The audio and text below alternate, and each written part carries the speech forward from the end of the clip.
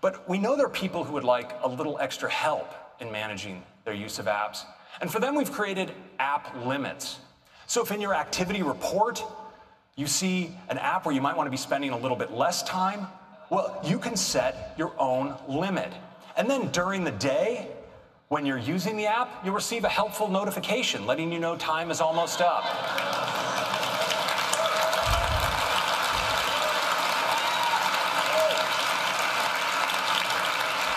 And once you've reached your limit, instead of the app, you'll see this. It's time to move on. Now, we'll let you grant yourself an extension if you want, but we'll give you a reminder later to move along. Now, this is also in sync across your iPhone and iPad, so your limits apply to your total usage. And we think this is going to be helpful for many people, but especially for some kids. And we know this is something that can help families achieve the right balance for them. And of course, it starts with providing your kids with great information so they get an activity report of their own. But as a parent, you get one as well on your device. And based on what you see, you have the option of creating allowances. And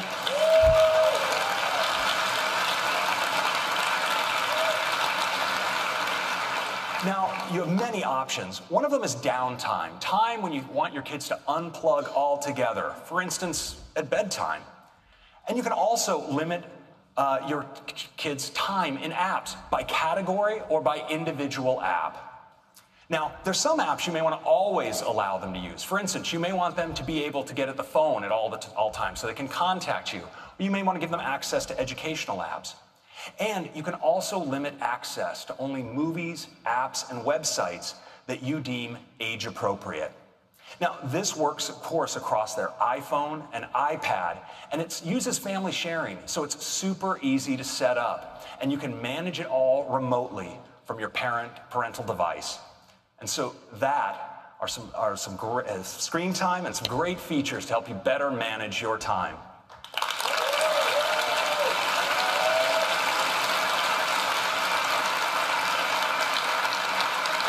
Now, next, I'd like to talk about one of the most important uses of our devices, and that's communication. And we'll start with messages.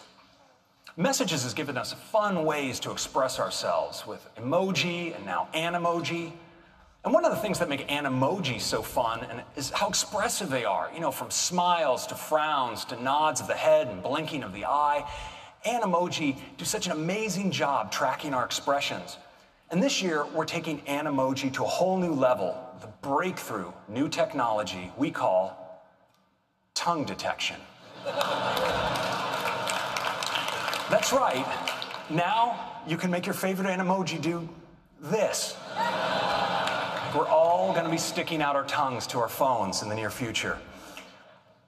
Now, we're also introducing some great new Animoji that I think you're all going to love, like Ghost, Koala, Tiger, and T-Rex. But we wanted to take Animoji even further by making them even more personal. So I'm thrilled today to announce the arrival of the era of Memoji. That's right. With Memoji, you can create your very own personalized Animoji.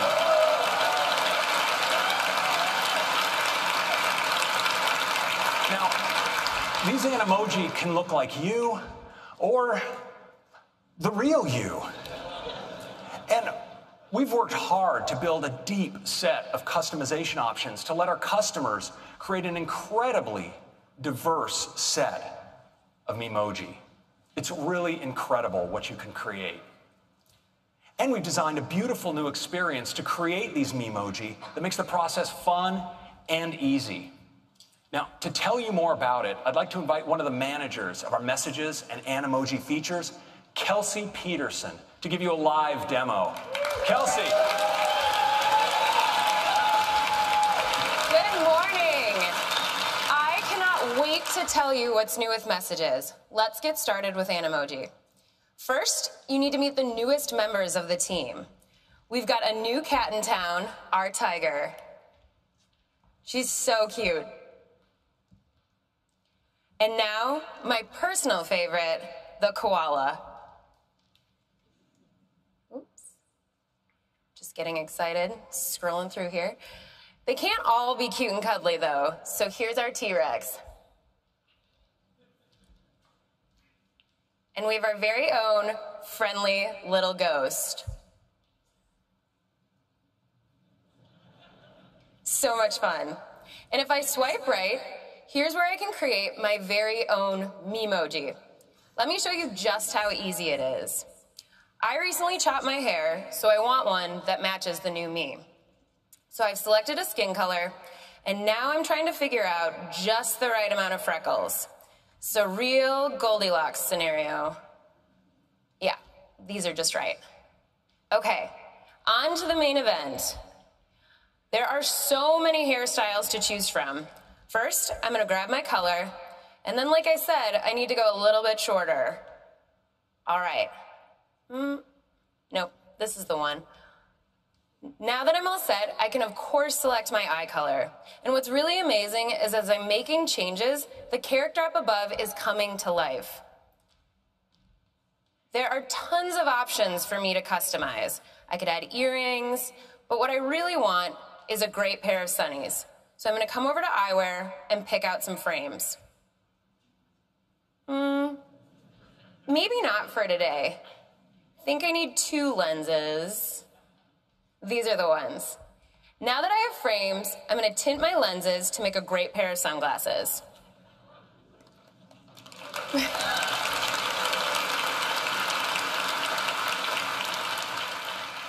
Perfect.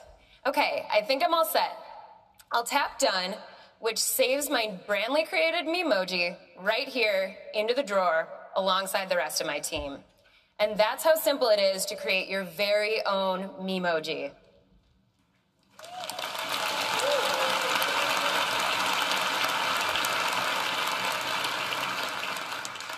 Now I have a brand new feature to introduce you to. This wasn't even in Craig's slides. We are bringing fun effects into the messages camera. Let's take a look. I have a message here from my partner. It looks like he's informing me that he's bought our dog, Ferdinand, yet another tiny dog hat. This isn't even the first. I think this is the perfect opportunity for a response with this new fun camera. So I'll tap to pull up the camera, and then I can see this little star over here on the left. Tapping on that gives me a strip with all sorts of new effects. So I could add things like shapes or text, but let's check out these filters.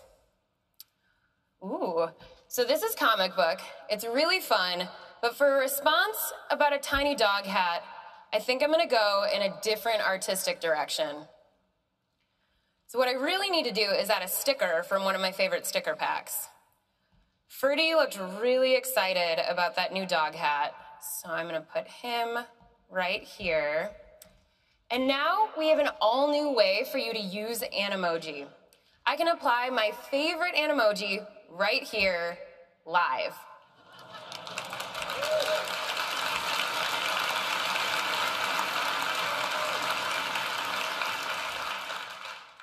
Here's the Memoji I just created, but I actually have just the one. It's of me in a very similar red hat, which is kind of perfect for twinning with my pup. So I'm gonna set up my shot, snap, and send. And that's a demo of the fun new effects and messages. Back to you, Craig.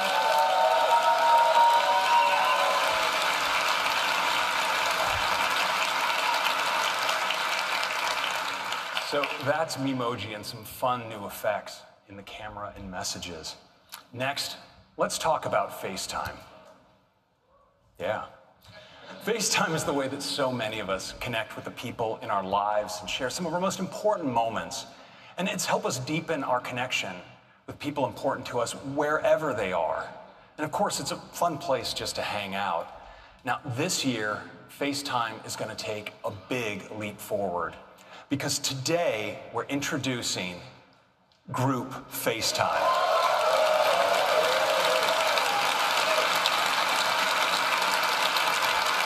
Now, you'll be able to FaceTime with 2 people, 3 people, actually up to 32 simultaneous participants. Now, setting up a group call couldn't be easier. Just instead of typing one person's name, you can do many. You can ring them by tapping audio or video. But we also introduced a great new way because FaceTime is now integrated into messages. So you can quickly go from a group chat you have going directly in to a group FaceTime. And members of the group can join in and drop out at any time. It's really great. Would you like to see it? Well, let's do a demo. Well, I think for our first live demo of group FaceTime, I'm going to contact the folks back in Cupertino. I can just dive into this conversation I have going with the members of the FaceTime team. And it looks like actually they're already on a group FaceTime call, so I'm just going to join right in.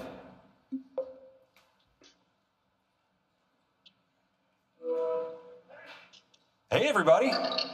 Hey, Craig. Now check it out. So it's this beautiful FaceTime UI. We have these big, gorgeous tiles right up front where you see some of the leaders of the FaceTime team. And down at the bottom, there's an area we call the roster that contains everybody else. And of course, I'm right there in the lower right-hand corner. Hey, Craig. Wait, am I on the big screen? Yes, Lauren, this is not a test. You're in front of 6,000 of your biggest new fans.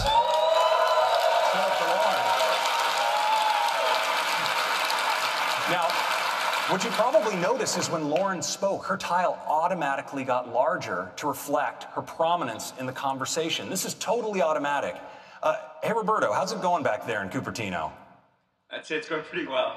And Lauren, sorry for stealing your spotlight. So this works, of course, for people in the roster as well. When they speak, they come forward. Hey, Christopher, you ready to make your big entrance? Finally, my moment has come. Hello, world. Now, well done. Now, you can control this too. So if I want to bring Woody front and center, I just double tap. There he is. Now, Woody, your baby is performing admirably here. Thanks, Craig. It's exciting to finally be able to share group FaceTime with everyone. It sure is. Now, we have not only all of this, well, we've also brought the fun effects to the FaceTime camera. I can just tap in and I have access to an emoji, filters, and all of my sticker packs. And everyone else on the call can apply them too. Wow, now this is the future. Hey, Craig, check this out. I'm a comic book koala, something I've always wanted to be. I'm glad you've finally been able to express that side of yourself, Roberto. Hey, Tim, is that you? Yeah, it's me. I signed up to help test FaceTime. All right. Well, thank you, Tim. Every little bit counts. Happy to help, and thanks to everyone on the FaceTime team for making it a reality. I can't wait to start using it every Sunday night to call the leadership team. Looking forward to that, Tim. Of course, what I'm really looking forward to is getting group FaceTime to everyone on iOS 12. Thanks, guys, for a fantastic call. We'll see you back in Cupertino. Bye, Craig.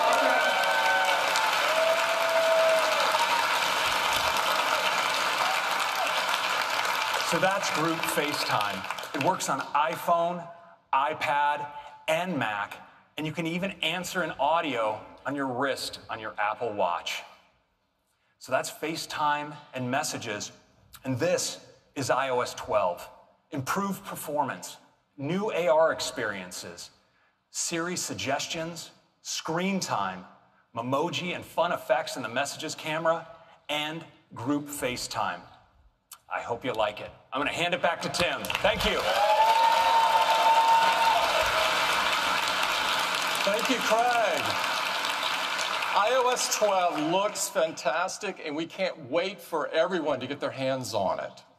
Next up, we'd like to talk about the Apple Watch. Yeah. When we began development of the watch many years ago, we had a vision for just how impactful and essential it could become in our lives. So we worked very hard to create something that you would love and want to wear all the time. and customers do love it. In fact, Apple Watch is #1 in customer satisfaction. And not just this year, but every single year since we launched in 2015. And growth has been off the charts. Apple Watch grew 60% last year. We're constantly hearing from customers about the many ways that the Apple Watch has changed their lives. And I'd like to share just one of them with you this morning. Mary Dobjan was boating with her husband, John, when due to a medical condition, all of John's muscles went completely limp, and he fell into the ice-cold water. With her arms wrapped around John to keep him from drowning, Mary could not reach her phone to call for help. But with her Apple Watch, she was able to call Siri, or to use Siri to call 911. Rescuers soon arrived and saved John's life.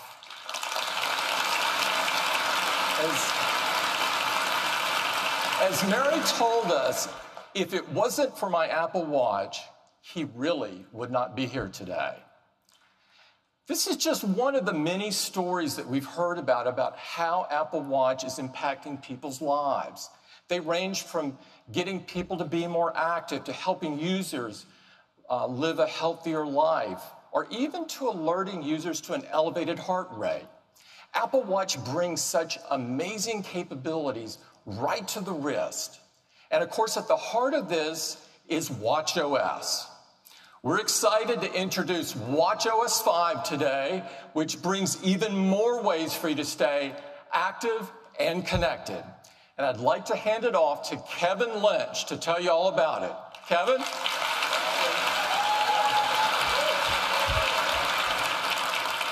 Good morning. You know, stories like that about how Apple Watch is supporting people around the world in even extreme situations like Mary and John's, but also in their daily lives, is really super motivating to us as a team. And there are things you do every day that shape your life.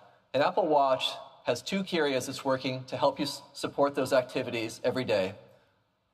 First, staying active to increase your well-being and health. And second, being connected to the people and the information that you care most about. We're moving watchOS forward in both of these areas. Let's start with health and fitness. Now, much of the power in the health and fitness features that we put in Watch are really empowered by the investment we do to make sure the data you see is accurate. The data from our custom-built heart rate sensor, accelerometer, gyro, GPS are all thoroughly validated. In fact, from our fitness lab, we've studied over 6 terabytes of data, where 12,000 study participants logged over 90,000 hours of sessions. They actually burned 2.3 million calories doing this. We believe this is the largest biometric data collection of its kind. And we take this information and we work to integrate this seamlessly with the user experience. So when you raise your wrist and you look at your activity rings, the information is not only accurate, but it's also meaningful to you. And we really love hearing about your focus on closing these rings. And we really enable this through a number of ways in Apple Watch. First, of course, we do daily coaching, so you can see what your goals are for the day. We also support celebrations when you achieve your goals. And we have special edition challenges, like the most recent Earth Day challenge that we did. And on a monthly basis, we do monthly goals that are personalized to you. And of course, the Activity app also supports activity sharing, which has become one of the most popular features of the Activity app. Many of you love the excitement of good old-fashioned competition, though. So in watchOS 5, you can challenge any of your activity-sharing friends to a 7-day competition whenever you would like. And if they accept, you each try to win the week by closing your rings and earning points. You earn 1 point for each % of a ring that you close. And while you're in the middle of a competition, your progress notifications are updated to not only show you the progress your friend's making, but also where you stand in the competition. And when you win, you receive a new award. We're really excited about this addition, and if you're competitive, it gives you a whole new way to enjoy the Activity app. Now, when you do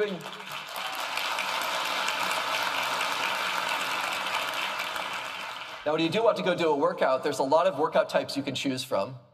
And they all have custom algorithms to measure things like calorie burn, pace, distance, elevation gain. And when you're swimming, it even counts laps and detects what swim strokes you're using. And with Gym Kit, your metrics are in sync with your favorite gym equipment. And we're really excited to bring more enhancements to workouts in watchOS 5. Starting with a new workout type for yoga. Now this works primarily from your heart rate. And we calibrate this to your fitness level through the rest of your day. So now you can more accurately track those yoga sessions, including those intense vinyasa sessions. Now we've also added a new workout type for hiking. This takes into account pace and heart rate and elevation gain, so you can more accurately get exercise credit while you're hiking in steep terrain or really long stages. And Apple Watch has become a really great running companion, especially now that we've added GPS and cellular and music streaming. We're making this an even better experience now for training runs and races. In addition to current and average pace, you now have the option to keep track of your rolling mile pace, which is how fast you ran the immediately preceding mile. You can also now set a custom pace alert, so your Apple Watch will tap you when you're above or below the pace that you've set. And finally, runners will now get cadence, so you can see your current steps per minute. We're really excited for runners to try these out. Now,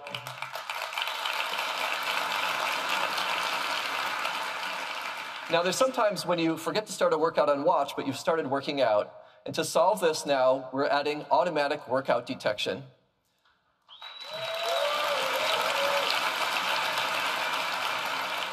So your Apple Watch will now offer to start tracking a workout if it senses that you're beginning one. And even if you press start sometime after you began working out, you'll get retroactive credit for the workouts that you did.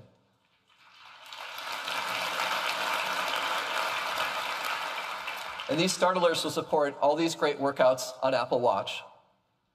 Now, when you reduce the intensity of your movement or your heart rate decreases, but you forget to end your workout, of course, Watch will also detect that and suggest that you stop.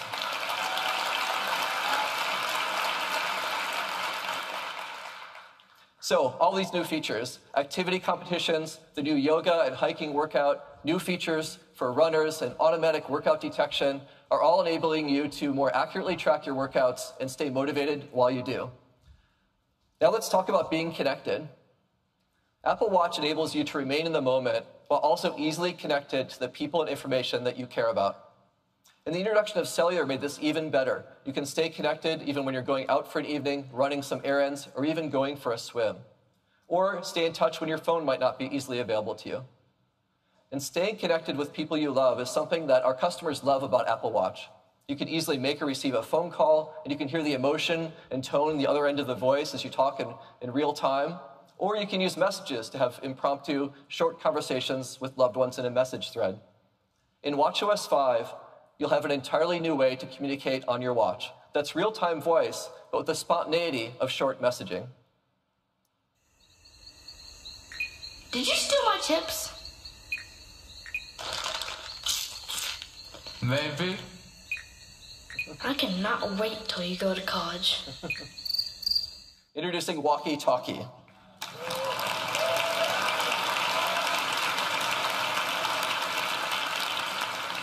This is a new app on Apple Watch. It's a fun, easy way to talk with friends and family. Let's take a look at how it works. First, you choose who you'd like to enable Walkie Talkie with, and it suggests some people that you often communicate with, so you can easily add them. Now, the first time that you do this, your friend will receive a one-time request to allow a walkie-talkie connection with you. If they accept, then you can speak to each other with walkie-talkie whenever you like. And to do this, you just press to talk, and then your friend can hear your voice just like a walkie-talkie. And they're going to feel a haptic and hear a beep-beep sound right before your voice comes out. And this new watch-to-watch connection works over cellular or Wi-Fi and has really high audio quality. And it's a lot of fun. We can't wait for you to try this out. That's walkie-talkie.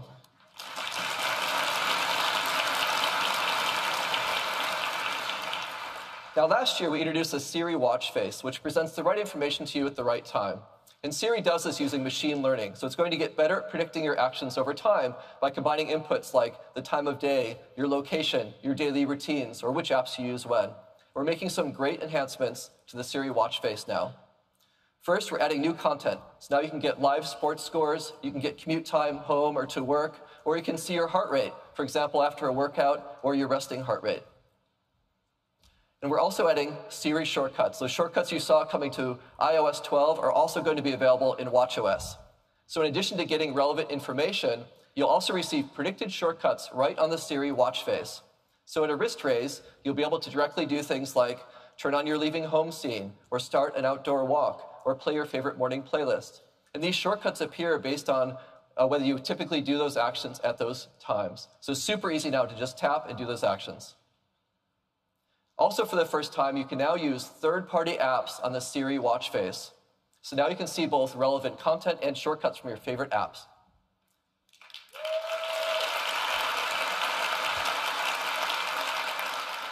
So if you always go running with Nike Plus Run Club at a certain time, or you're logging your meals with Lose It, or you use City Mapper to find your commute home, you just raise your wrist and tap. It's that easy. So new content, support for shortcuts, and third-party apps making for an even more powerful Siri watch face. Now, currently to talk to Siri, you raise your wrist and you say, "Hey Siri." And when you think about this, it's quite a strong signal when you raise your wrist and talk to your watch. It's kind of like when someone's standing right in front of you. You don't need to say hey because you have their attention already. So we're bringing this same social cue to Siri on the watch. So you no longer need to say, "Hey Siri." You just raise your wrist and talk to Siri.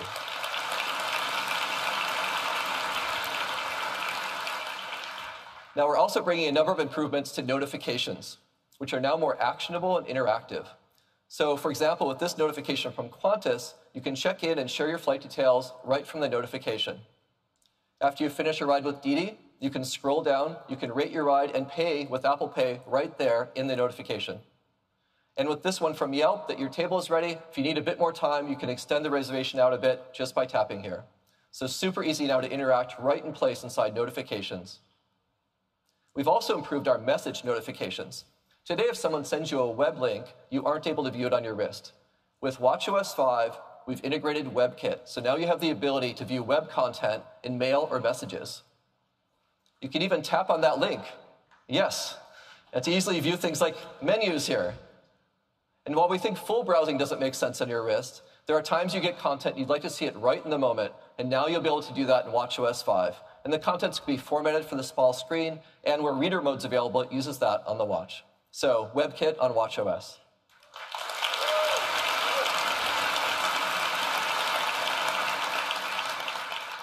Now with watchOS 4, we introduced an entirely new way to listen to music while you're on the go. You can stream 48 million songs on your wrist with Apple Music, or you can listen to automatically synced and curated playlists. And now, with watchOS 5, we're giving you even more to listen to. That's right, the Apple Podcasts app is coming to Apple Watch. Upcoming episodes from subscribed podcasts will be automatically synced to your watch, so you can get them right there. Or you can just ask Siri to stream a podcast for you, and it'll start playing. And playback resumes across all your devices, so you can continue just where you left off. So that's podcasts. Now, those are the great new features coming in watchOS 5 to stay connected with people and information that you care most about. Interactive notifications, web content, new content and shortcuts in the Siri face, podcasts, and of course, walkie-talkie. Now, we'd like to show you this stuff live in action, and we thought we'd increase the challenge a bit in our live demo here today to keep it interesting. So Jules, who helps lead our fitness experiences, is actually going to do the demo while biking.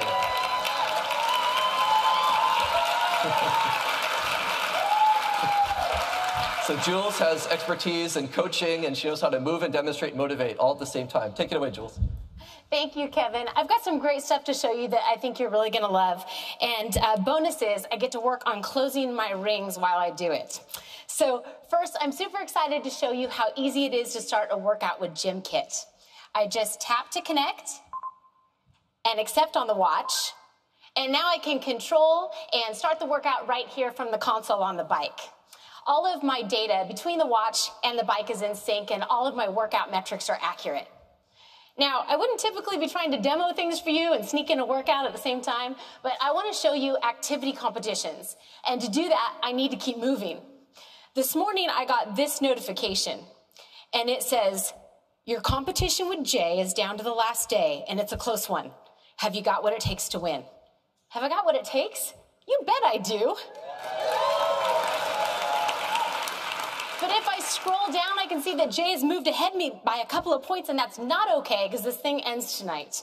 So I think I'm going to add a little resistance to this workout here and work to earn as many points as possible and move ahead of Jay by the time this demo's done.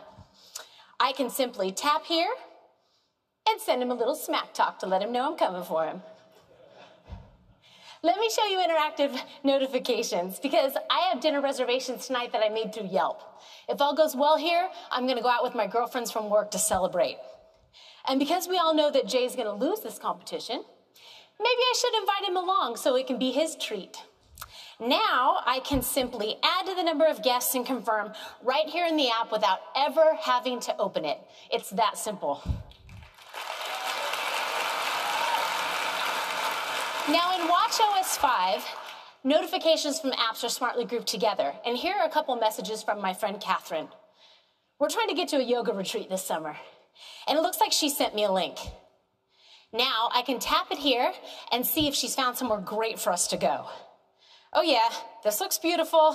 I'm already in, but I could continue to scroll through the site, maybe read a little bit more about the retreat, even check the dates to make sure that they work. And I can do all that right here from my wrist.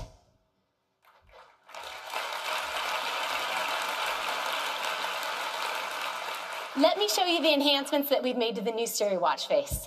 At the top here, you see the workout that I'm in right now. And when I'm ready to get back to it, I can just tap. Next up is Glow Baby, because it's about this time each day that I check the app to see if my husband has logged our 1-year-old's nap. Oh, good job, baby. He slept 2 hours. And you parents know that good naps equal good nights, so I'm looking forward to that. All right. As I scroll through my day, I can see my next meeting. I can see traffic and directions to places that I'm going later today. Here's that dinner that Siri found in my calendar. And waiting for me at the end of my day is a shortcut to my evening meditation with 10% happier. Nice. Now, I want to check back in on this competition, but I thought it might be a good idea to get a little moral support from my #1 fan. And you heard Kevin say how walkie-talkie is so great for staying in touch with close friends and family. So I set my daughter up with walkie-talkie so that she can help demo what it's like to receive one and maybe give me a little bit of love up here. Oh, there she is. Mommy, I see you on TV. Isn't that fun? How am I doing? So good. I know you'll beat Uncle Jay. Hashtag mommy for the win.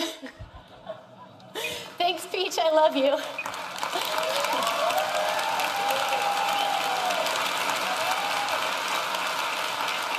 And that's how walkie-talkie works. All right, the time is now to check in on this competition and see if I have done enough to pull ahead. I'm gonna tap into activity and swipe over to see the score. Oh, yes. Sorry, Jay, but the day is still young. Thanks, everybody, and back to you, Kevin.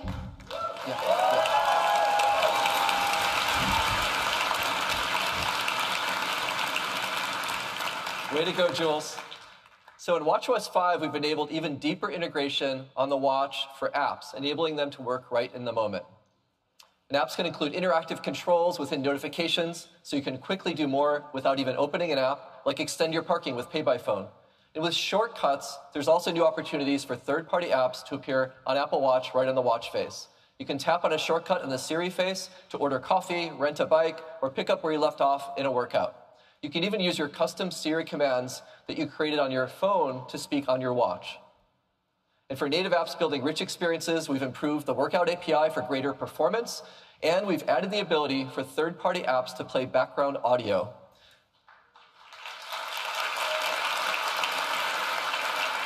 This enables you to easily sync things, of course, like audiobooks, favorite playlists, guided meditations, right to your watch, and they'll be able to play continuously in the background. Now, there's so many other features coming in watchOS, including things like the ability to customize the button arrangement in your control center, or you can add an air quality complication to your watch face. But one really exciting one is student ID cards. You're going to have the ability to add your student ID card to Wallet on your iPhone and Apple Watch. And this works by simply holding your watch near a reader. Anywhere you can use your student ID cards on and off campus, you can get access to places like your dorm or the library or events on campus. You can even pay for things like snacks or laundry or dinners. And this works with your watch or your phone, and it will be available this fall, starting with these universities, and will expand to more campuses over time.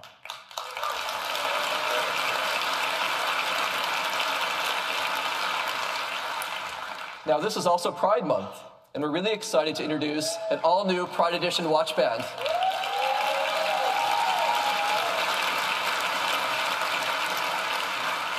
And we didn't stop there. We made a beautiful new face that matches perfectly with the band.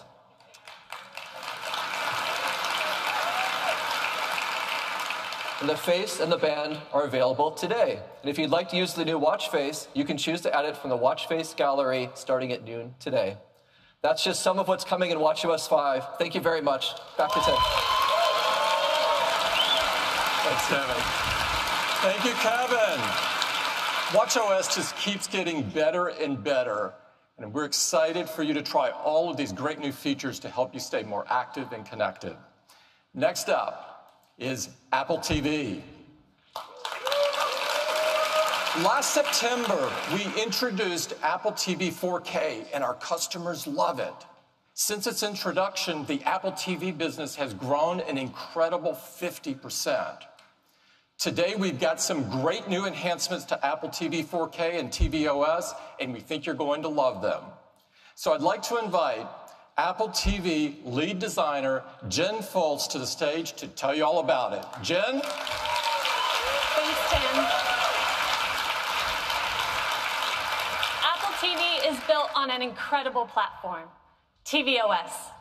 And tvOS is built specifically for the living room to make it easy to enjoy your favorite TV shows, movies, apps, and games. Now, as Tim mentioned, last September, we introduced Apple TV 4K with the goal of bringing the highest quality cinematic experience right to your home. It offers both 4K and high dynamic range, including support for HDR10 and Dolby Vision. Time said the new Apple TV is a high-fidelity powerhouse. And to ensure you can enjoy this beautiful experience with as much content as possible, iTunes offers the largest collection of 4K HDR movies.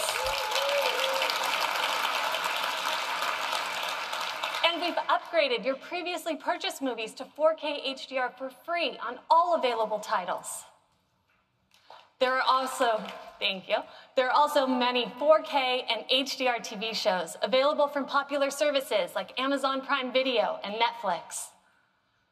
And we know what makes for an amazing cinematic experience is not just great picture quality, it's also incredible sound. So Apple TV 4K is bringing you the latest in audio technology. Dolby Atmos.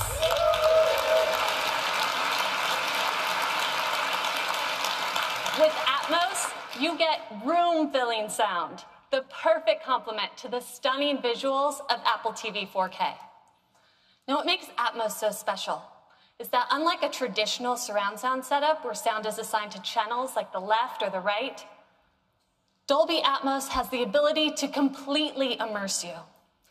Atmos moves sound in three-dimensional space, creating an experience with powerful audio that flows all around you. It puts you right in the center of the action. All this with a home theater setup as simple as a Dolby Atmos-enabled soundbar and an Apple TV 4K. In fact, Apple TV 4K is the only streaming player to be both Dolby Vision and Dolby Atmos certified.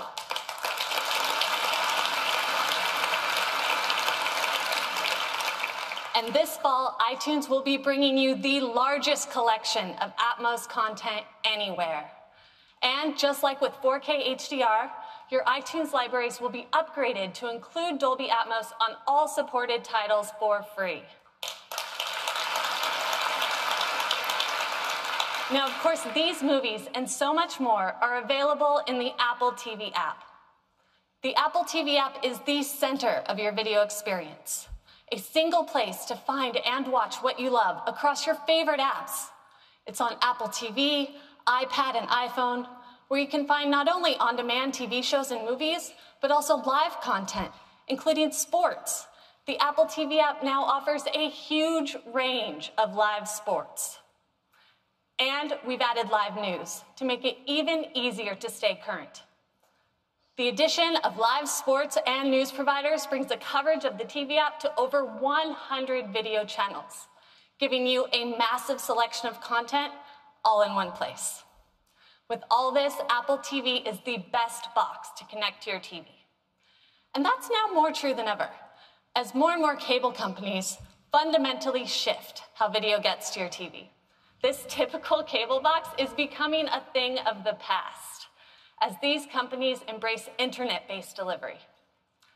And many of them share our vision of Apple TV as the one device for live, on-demand, and cloud DVR content. And we've already started working with partners around the world to make this a reality. In France, we're working with Canal+. Almost a third of French households subscribe to Canal services, and their subscribers can now choose Apple TV to access more than 100 live channels and some of the biggest sports, including the French Open in 4K. In Switzerland, we've partnered with Salt. Salt just launched a new TV service with more than 300 live TV channels, and it's available exclusively on Apple TV. And I'm really excited to announce that here in the US, Charter Spectrum will be coming to Apple TV late this year.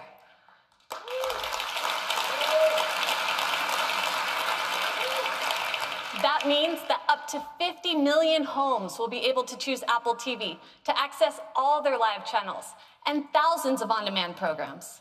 And they'll be able to use Siri and the TV app to get access to their TV service, not only on Apple TV, but on iPhone and iPad as well. Now, with nearly any cable subscription, you can get access to dozens of video channels, like ESPN, Showtime, NBC, and many more. But it used to be really painful to set up, having to authenticate each app individually. I'm sure all of you have seen that 6-digit code you have to go online and type into a web browser.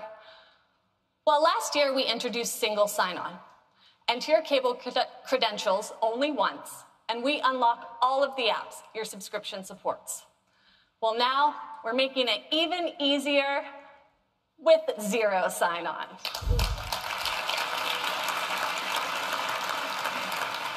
So now, if you're on your TV provider's broadband network, we'll securely and automatically unlock all the supported apps included with your TV service.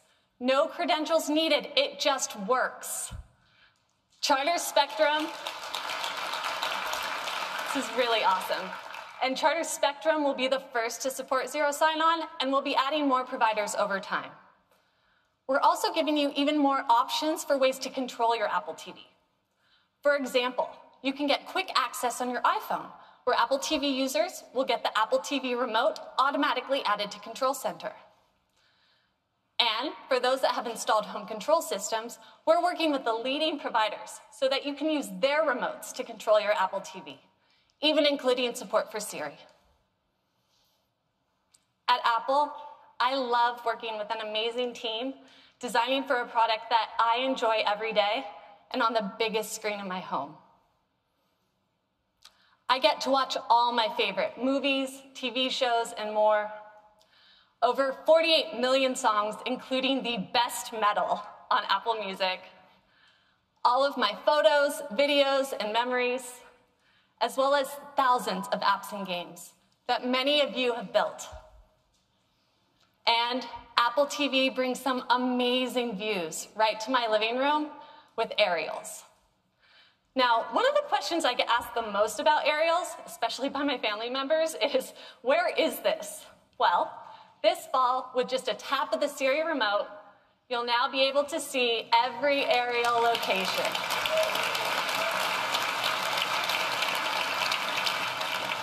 And you can even swipe between locations, so you can see even more. And today, I have an incredible new location to share with you. For the past year, we've been collaborating closely with an amazing partner, filming some stunning footage from around the world with a very unique vantage point. And here it is. Earth.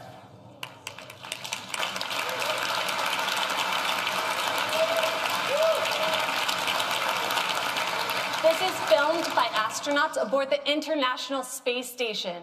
You can see Sicily just off the boot of Italy, and check out that Mediterranean Sea. The blue is just phenomenal. So here's a fun fact. The space station makes an orbit every 90 minutes. So that means they get 16 sunrises and sunsets every day. And with all those sunsets, nighttime can be particularly stunning, the way those urban areas pop with light. Here we are flying over South Korea toward Japan. You can see Tokyo coming into view at the top, some distant stars, and even the upper reaches of the Earth's atmosphere, which is that orange band enveloping the Earth. And here's one that might look a little more familiar. This is the Northern California coast heading southward. You can see Lake Tahoe surrounded by snowcaps and the San Francisco Bay. These are truly incredible and offer such a unique perspective on the world. I'd like to give a huge thanks to the International Space Station National Lab and CASIS for all their help in making this a possibility.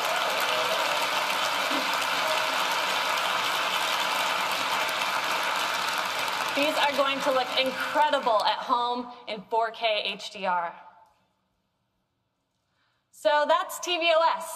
Apple TV gives you amazing picture and sound with 4K HDR and now Dolby Atmos. And the Apple TV app is the center of your video experience. Available on Apple TV, iPad, and iPhone, it's the one place to find all your favorite TV shows, movies, sports, and news. And with that, I'll hand it back to Tim. Thank you. Thanks, Jen. Apple TV 4K and tvOS look and sound awesome. You're really going to love it. Next up is the Mac. At Apple, yeah, we love the Mac. The Mac was the first computer that made powerful technology so easy to use and put the customer at the center of the experience. And of course, that remains at the core of all Apple products. For more than 30 years, the Mac has empowered people to create all kinds of amazing things, from the personal to the professional. Today, we're excited to take Mac a huge leap forward. The next version of macOS is chock full of new features inspired by pro users, but designed for everyone. I'd like to bring Craig back up to talk about it. Craig?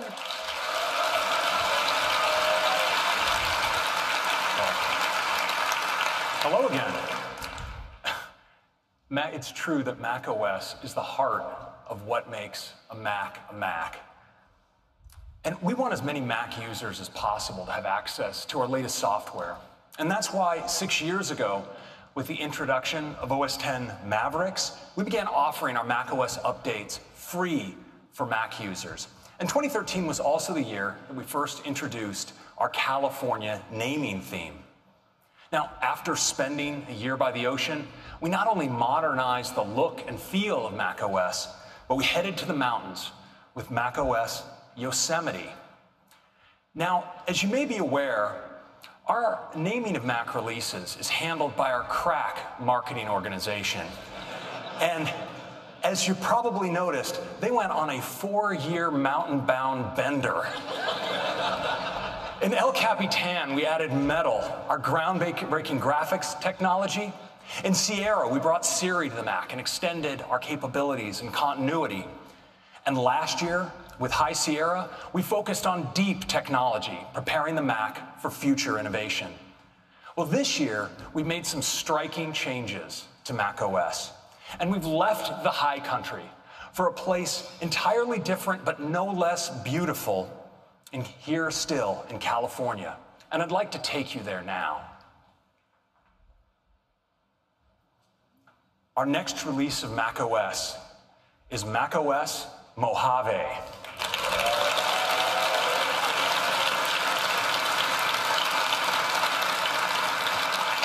Now, Mojave is beautiful during the day, but what really captured our imagination was the beauty of the desert at night. And this inspired one of our most distinctive new features, and I'd like to show it to you now.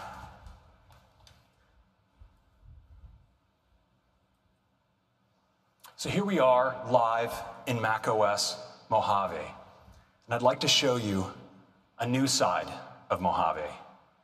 We call it dark mode.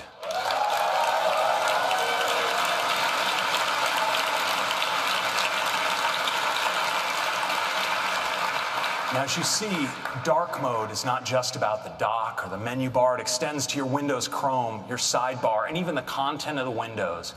And it's so great for pros. It makes photographic content absolutely pop off the screen. It's just gorgeous. So nice. And this is great not just for photography, but when working on presentations or documents. It's also great doing ordinary things if maybe you're working in a dark environment. You just look at calendar and even mail in dark mode. It's so great. And I think some of us are going to want to run dark mode just because it's so cool. I mean, your emoji look great. Your photos look great. I mean, check out your album art in music or your For You feed in Apple Music. But I think one audience that's going to especially appreciate dark mode are some of you here in this room, are developers, because Xcode looks fantastic in dark.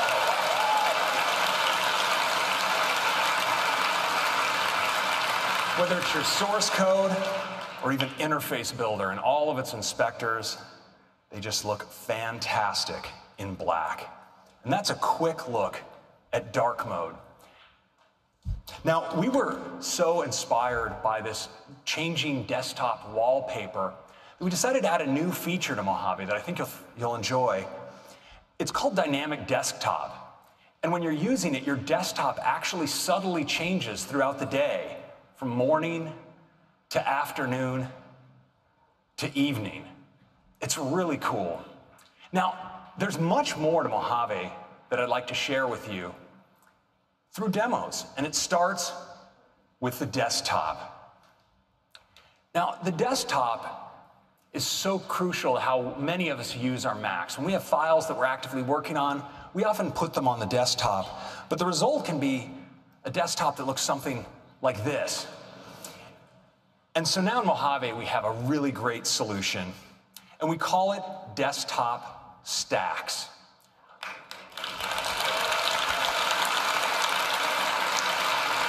All of the contents of your desktop are automatically arranged into these stacks. And they can be arranged by kind, by date, or even by tag. And they're really easy to use. You just click on them, you can see all the contents in the stack, you can double click to open a document, and put it away. And they stay organized. So for instance, if I bring forward mail, maybe I drag an image out, I want you to watch what happens, because the image flies right into the right stack. Now, you can also scrub your stacks. So for instance, I'll just scrub across this stack. You see I can select between different photos, pick one up. And actually, let me just hide mail here, mid-drag. Got a little excited with my, with all of my stack action. So I can just drag this out and drop it in just like that. And that's a quick look at stacks. Now, we've also brought some great new changes to the Finder. I'd like to show them to you now. Now, it starts with a new view. We all enjoy using icon view, list view. There's, of course, column view, but now we've added an all-new view called gallery view. Has a big preview up top, a set of thumbnails along the bottom, and it makes it easy to preview images, video, presentations, documents, spreadsheets, PDFs, and of course, with images, sometimes you want to know more detail about, for instance, how they were captured. And now the new sidebar in Mojave really helps because it now supports full metadata. So you can see around your photo the camera you took the photo on, the kind of lens, the aperture settings, and so forth. It's really handy. And you'll notice also along the bottom, there's this new area called Quick Actions. And quick actions let you act on the current photo. So for instance, if I have a photo like this and I want to edit it, I don't have to open it and go or do a new app. I can rotate it right here inside the Finder. It's really powerful. Now, this sidebar is available in other views of the Finder. So for instance, I'm just going to bring up the preview pane here, and I'm going to do a multi-selection of a PDF as well as several images. And you'll notice that the quick actions area is contextual. So it shows me create PDF as an option. I'm going to click create PDF, and it's going to assemble all of these photos into a PDF just like that. But what's really great is these actions are also customizable. So you can create automator actions and assign them to buttons here inside of Finder. So you'll notice that now that I have this PDF selected, I have an option to run a custom automator action that I've created called Watermark PDF. When I click it, my custom action runs, and my document is watermarked, just like that. And those are some quick enhancements to the Finder.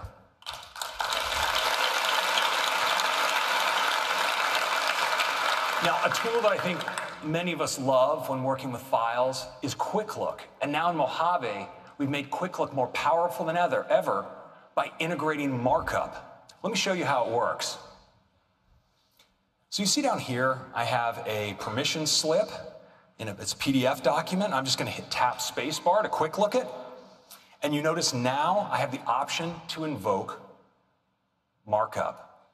I click, and now I have access to my markup tools, including my ability to sign this document. I can just drag out my signature like this, and I'm done. Now, this works for all kinds of files. So for instance, with images, I can rotate and crop. And with video, I can even trim right here inside of Quick Look. That's a quick look at Quick Look.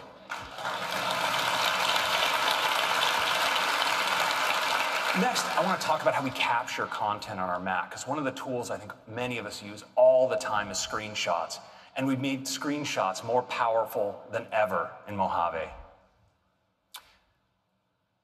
So let's take a look here at a web page, and I'm just going to take a screenshot in the traditional way. I'm going to screenshot a selection of the page, and I want you to watch what happens in the lower right. I get a thumbnail instantly of that screenshot, and when I double click in, I get an accelerated workflow right into markup where I have access to all of my tools. So for instance, if I want to create a magnification here, I can just drag that out, magnify. It's that easy. But now we've also made it easier to access a variety of tools. So when I bring up my screenshotting, you see I am presented with this HUD that tells me I could capture the entire screen, a selected window or selection, but we've also added screen capture for video right into screenshotting. Let me show you how that works. So I'm going to go to a web page here that has an animation running. I'm going to bring up my screenshotting tools and say to record the selected area. I'll just make a nice selection here. Okay, and I'm recording just like that. Of course, I can manipulate the app. This will all be reflected in my recording. And when I'm done, I can click the stop button right up here. And now you notice I have this thumbnail in the lower right. Well, I can actually pick this up and drag it into a new space and incorporate it right into a document, just like that. Now, we further enhance the way you capture content, and that brings me to continuity. So Mac users love continuity for the way it lets us work across our devices with things like AirDrop or the ability to unlock your Mac using your Apple Watch. When it comes to capturing content, we all walk around with one of the best content capture devices in the world in our pockets, our phones. And so we wanted to take advantage of continuity to bring that to the Mac with a feature we call Continuity Camera. Let me show you how it works. So here in my keynote presentation, I have a space that's just waiting for a new photo. And then my phone right here. Well, when I select this object, I can choose to take a photo. And I want you to watch what happens when I select this to my phone. It automatically, immediately lights up, ready to take a photo. So I can take one like this. And when I do, I can select Use Photo, and it appears directly in my document. Isn't that cool? Now, this works as well for scanning documents. So here I have a place where I could use a scan. Once again, I'm going to select from the menu, and this time Scan Document. Again, my camera lights up, this time right in my document scanner. I just scan like this. I can save it. And my scan goes immediately in. I think I forgot to push the save button. Sorry about that, everybody. There you go. Appears immediately in my document. Thank you. And so just like that, I can take photos, stills, and even capture video. And this is a quick look at some great new features in Mojave.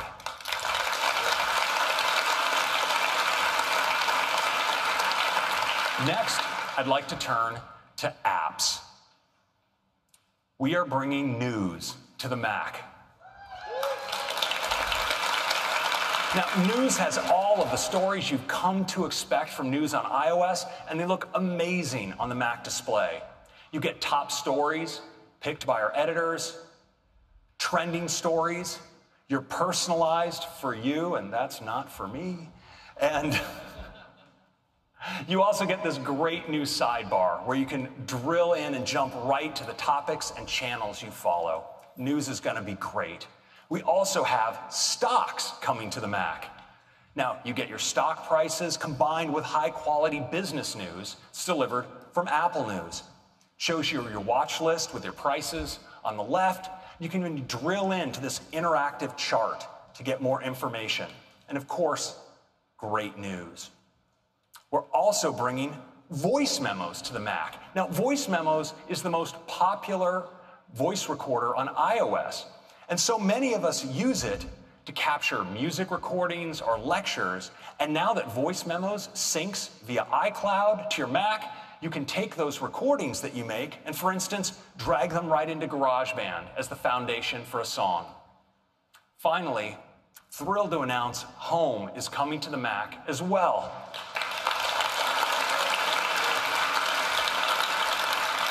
You have all of your accessories here. You can run your scenes as well as monitor your video cameras. And, of course, with Siri, you can command your home with your voice. So those are 4 great new apps coming to Mojave. Thanks. Next, I'd like to talk about security and privacy. You know, one of the reasons that people choose Apple products is because of our commitment to security and privacy. And we believe that your private data should remain private. Now, not because you've done something wrong or that you have something to hide, but because there can be a lot of sensitive data on your devices, and we think you should be in control of who sees it. Now, to begin, we protect your information on your devices using state-of-the-art hardware and software. And this year, we're adding greater protections about how apps can access that information. Today, Apple devices check in with you before granting an app access to information like your location. You can tell because you'll see an alert just like this one.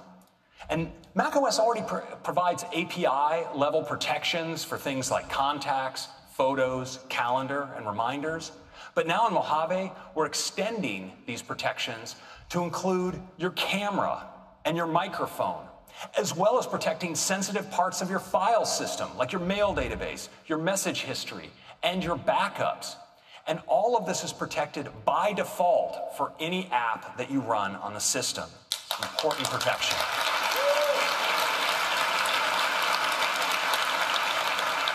Next, I want to turn to some great enhancements to Safari. Because Safari works really hard to protect your privacy, and this year it's working even harder.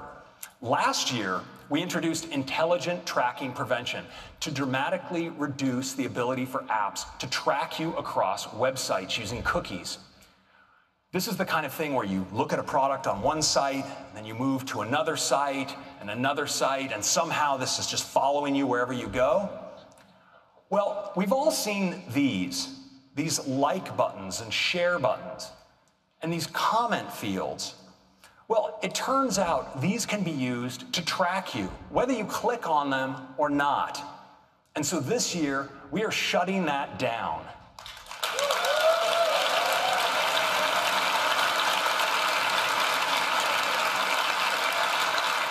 Now, if you do want to interact with one of these, or one of these apps tries to access that information, you'll get this, and you can decide to keep your information private. Now, next, let's talk about fingerprinting. You know, data companies are clever and relentless. And in addition to cookies, they use another method called fingerprinting. And here's how it works. Just like you can be identified by a fingerprint, it turns out that when you browse the web, your device can be identified by a unique set of characteristics, like its configuration, its fonts that you have installed, and the plugins that you might have on the device. And these data companies can use this set of characteristics to construct a unique fingerprint to track your device from site to site. With Mojave, we're making it much harder for trackers to create a unique fingerprint. We're presenting web pages with only a simplified system configuration. We show them only built-in fonts. And legacy plugins are no longer supported, so those can't contribute to a fingerprint. And as a result, your Mac will look more like everyone else's Mac, and it will be dramatically more difficult for data companies to uniquely identify your device and track you.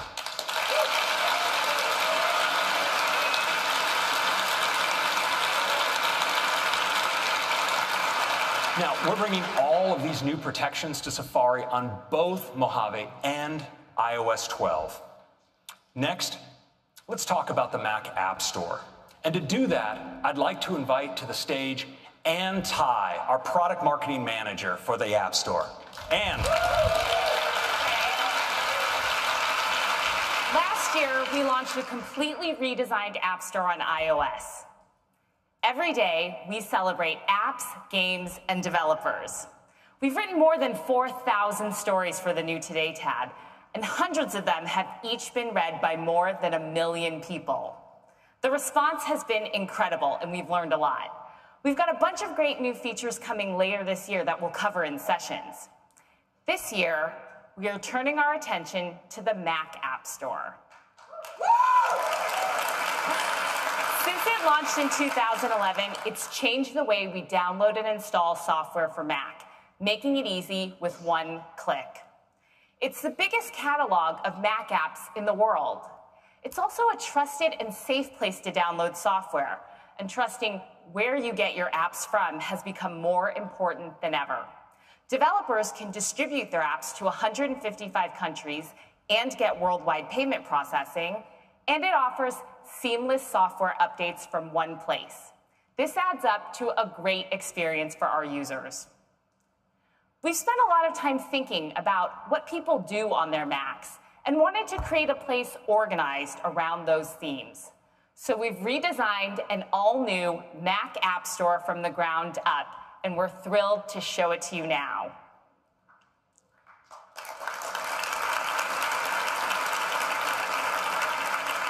It's got a beautiful UI that should feel familiar, but new, and designed first and foremost to be a great Mac app.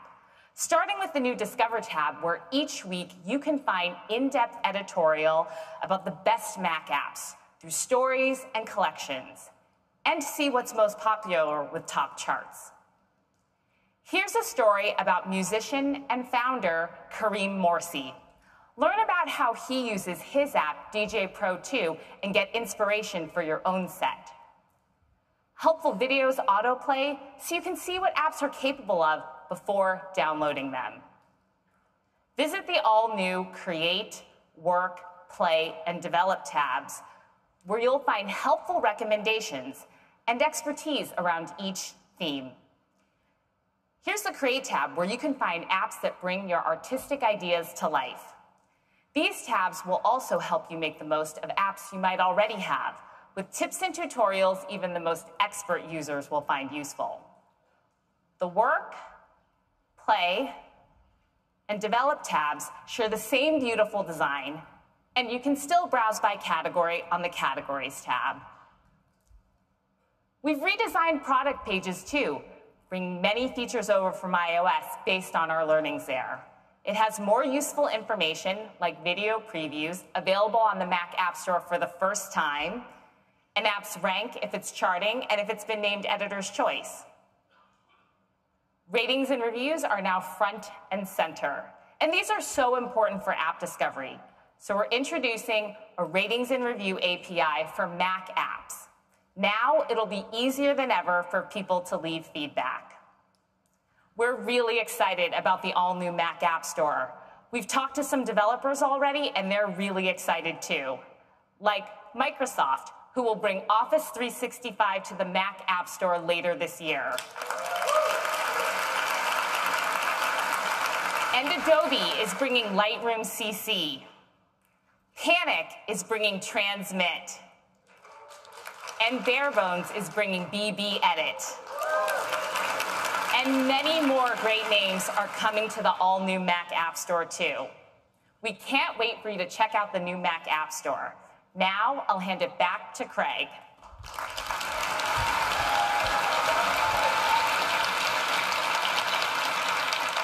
So we think the Mac App Store is going to inspire whole new generations of apps. And so we want to talk about some of the technologies that will be behind some of that next generation. We spoke earlier about ARKit. I want to talk about two more. And let's start with Metal.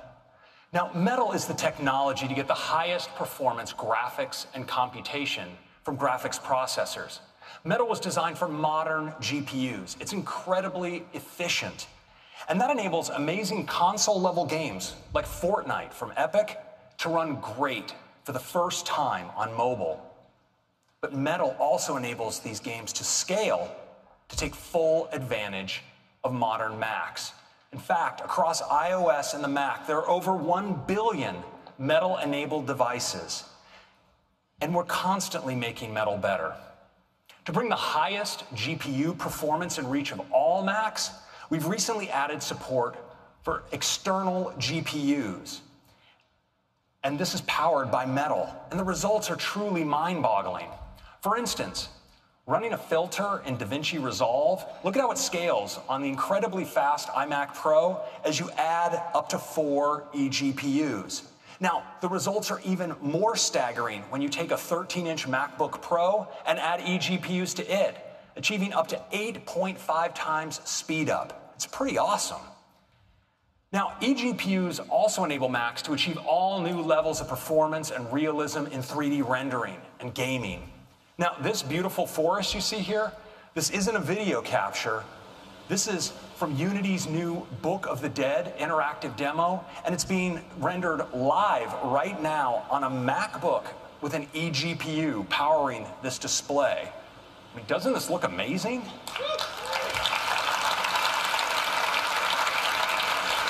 Now, of course, because this is rendered live, we can check what's up ahead. So let's start walking. Now, Unity is using Metal's unified graphics and compute to generate real-time lighting and complex post-processing effects. So cool. And that's all rendered live on a MacBook running with an eGPU. It's pretty great.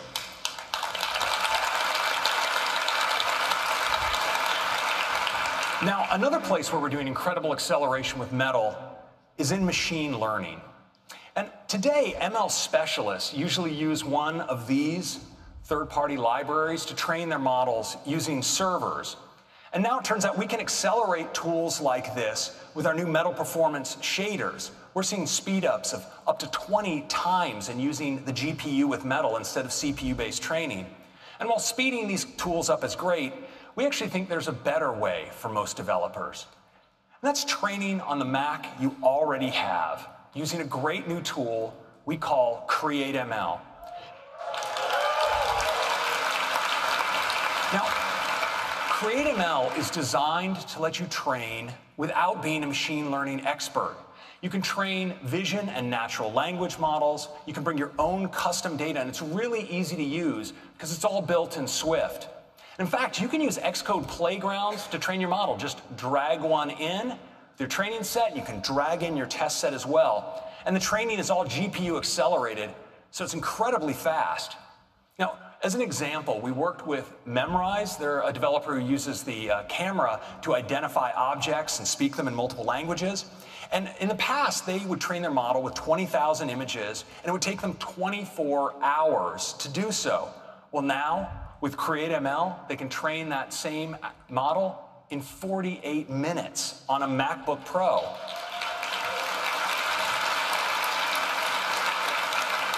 And on an iMac Pro, it's just 18 minutes. And what's even more incredible is that model in the past for them was 90 megabytes, and now it's just 3 megabytes. It's a huge difference.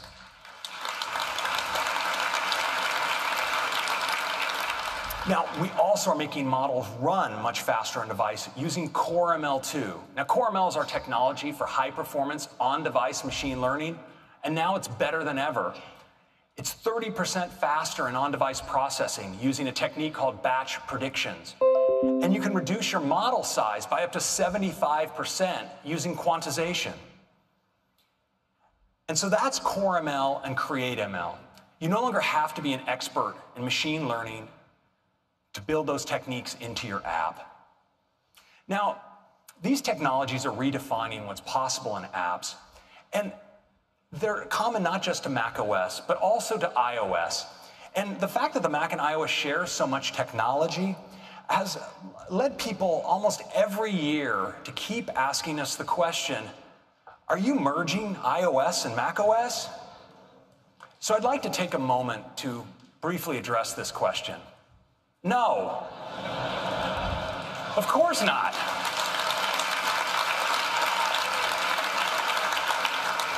We love the Mac because and we love Mac OS because it's explicitly created to the unique characteristics of Mac hardware, like the ergonomics of the keyboard and the trackpad, the flexibility in displays and storage, and because of the power it exposes, it makes the Mac able to accomplish almost anything. So we think that this question is actually coming from something else. You know, Mac users have access to a rich set of great native applications, apps that take full advantage of the power of Mac technologies.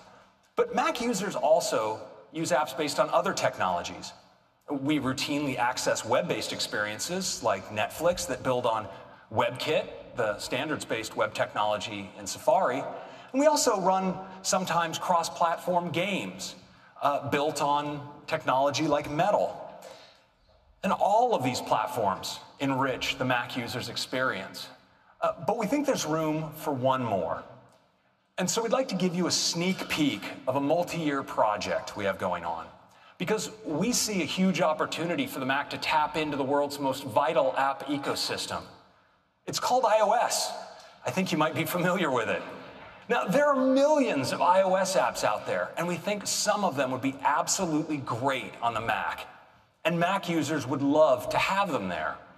And from a technical standpoint, it's actually a really good fit, because from day one, iOS and macOS have shared common foundations. But iOS devices and Mac devices, of course, are different. And the user interfaces are somewhat different, and so the frameworks underneath are as well. And that makes today porting an app from one to the other some work. Well, we wanted to make this much easier. And so we've taken some key frameworks from iOS and brought them to the Mac. And we've adapted them to specific Mac behaviors, like use of trackpad and mouse, window resizing, integration of things like copy and paste and drag and drop into the system services on the Mac. Now, phase one of this effort is to test it on ourselves. So this year in macOS, we've taken some of our own iOS apps, and we've brought them to the Mac using this technologies to make sure it works well. You've actually heard about several of them earlier today. And it turns out they make fantastic Mac apps, and we were able to bring them to the Mac with very few code changes. Now, this is going to be coming to you developers next year, so you can easily bring your iOS apps to the Mac. And in the meantime, we hope you enjoy news, stocks, voice memos, and home in Mojave. Now, we're really excited about Mojave From desktop stacks to Finder with gallery view, to enhanced screenshots and markup, news and home on the Mac for the first time, stocks, and of course, the redesigned Mac App Store. And of course, there's even more. Like APFS now supports Fusion and hard drives, and Safari tabs can now have favicons if you want them there. And, of course, group FaceTime. So that's macOS Mojave.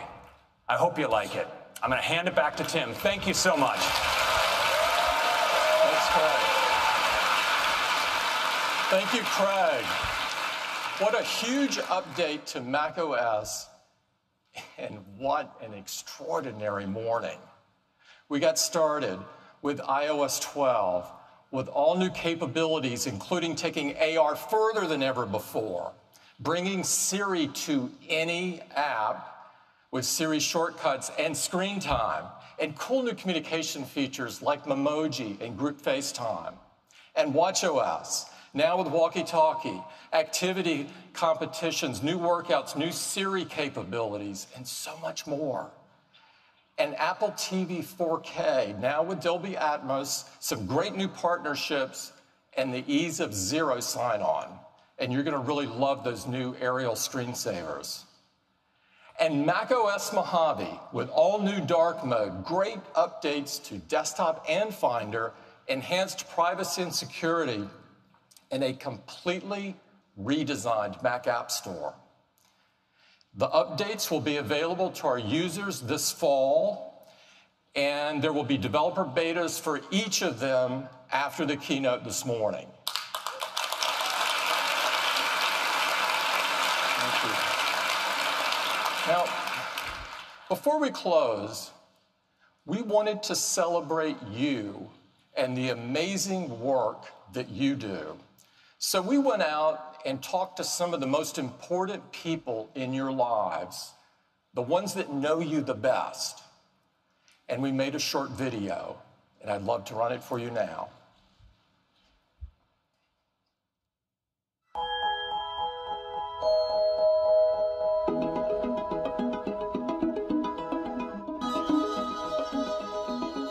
I don't have any idea at all how to create an app. I don't understand any of it. Thank you. Ask me another question. My son is a developer at Robinhood. My daughter Jyoti is a WWDC 2018 scholarship winner. My brother started and founded Yelp. Oleo. Timeless. One drop. Splitter critters. Homework. You gotta look at her. My brother Derek created the app Refugees and Immigrants, the Creative. The Collective. Why did I say the Creative? At Christmas time, when most kids maybe would want skis or something, he wanted computer books. He stayed in his bedroom making games while the other kids were outside playing. And when she's really doing the coding, almost always we have to tell my daughter to stop.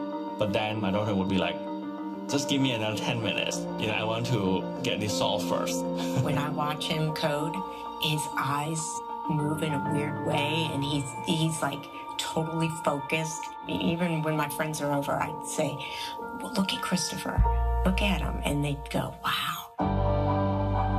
When he first came to us with the idea, we were like, okay, good luck. He started off in his small little one-bedroom apartment with next to nothing and sacrificed eating a burger and just have ramen just so that he could, and I'm like, just buy the burger. And he's like, no, that's $3 that I could put towards the app. Jeremy went out to build the first version of Yelp, and it was a total bust, total failure. She tried really hard on a couple different titles, and you've never heard of them. And, you know, that's a really rough feeling. That was definitely a low point for Jeremy, because it was like, hey, we got to retool and try again. What Jeremy did notice in the data was that people loved writing comments. And that was really the genesis of the second version of Yelp, which worked. You have to be really okay with waking up to failure. And then at the end of a whole bunch of failures is something that's great. Tessa didn't really think, I want to make an app. Tessa found a problem of food waste, which you could use the app to help to solve. Emma's grandma was diagnosed with Alzheimer's. She even forgot my daughter's birthday. So Emma tried to search for an app that would help, but she couldn't find it. So she said, you know, why don't we just do it ourselves? My husband was a diabetic. That inspired Jeffrey to do something about diabetes. And it's an answer to a lot of people's prayers. Jesse won the iPhone Game of the Year. I couldn't believe that he made it. I mean, to me, it was remarkable. She pulled out her cell phone, and I saw his app on her phone, and I was like, trying not to break up. For my wife, it's not just creating, it's really wanting to be a part of something big.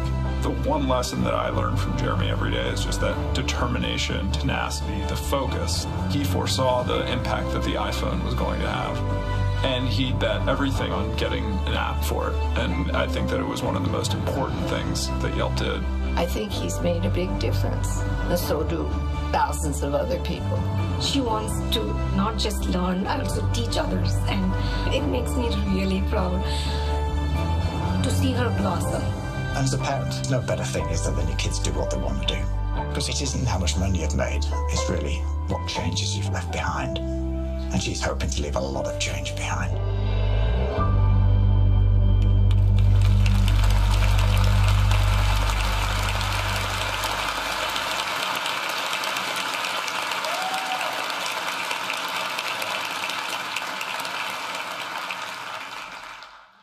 I love that video.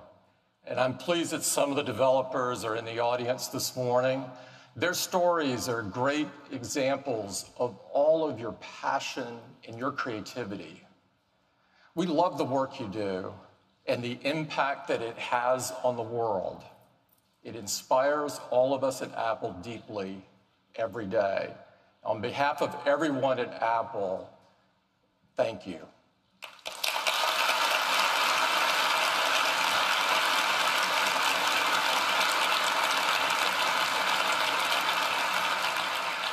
And I'd also like to thank everyone at Apple who made today possible.